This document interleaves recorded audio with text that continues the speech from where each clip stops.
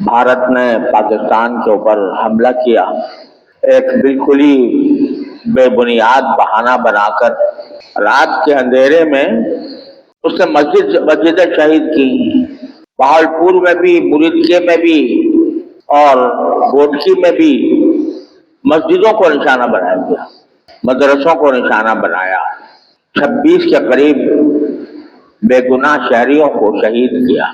रसूल करीम सल्लल्लाहु अलैहि वसल्लम का ये इरशाद है कि ला ततमन्नौ लिक़ाअल अदु, जंग की ख्वाहिश न करो।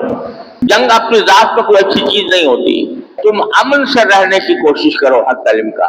लेकिन अगर मुकाबला हो जाए तो फिर साबित कदम रहो और साबित कदम रहकर दुश्मन का पूरी अजीमत के साथ, इस्तिक़लाल के साथ, साबित कदमी के साथ मुकाबला करो।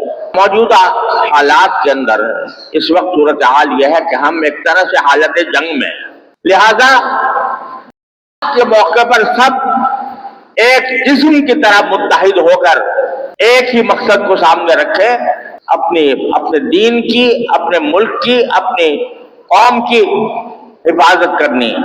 उसके लिए सारे मुसलमानों को मुत्तहिद होना चाहिए।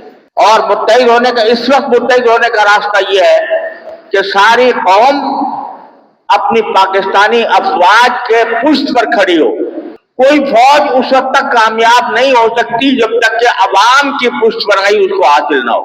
और हमने तो पहले जब उन्होंने एबटाबाद के ऊपर हमला किया था तो उनका न सिर्फ तैयारा गिराया था बल्कि उसके पायलट को भी पकड़ लिया था और उसको चाय पिलाकर रुखसत किया था। अब हमारे अफवाज ये कहते हैं कि हम चाय तुम्हें वहीं जाकर पिलाएंगे, जहां नहीं। पूरे आलम इस्लाम में इस वक्त अल्हम्दुलिल्लाह पाकिस्तान वाहिद वो मुल्क है जो अस्करी एतबार से अल्हम्दुलिल्लाह दुश्मनों पर फौकियत रखता है। लिहाजा इसराइल ये चाहता है कि किसी तरह पाकिस्तान को खत्म किया जाए और उसने हिंदुस्तान के साथ गठजोड़ करके ये हमला कराया है।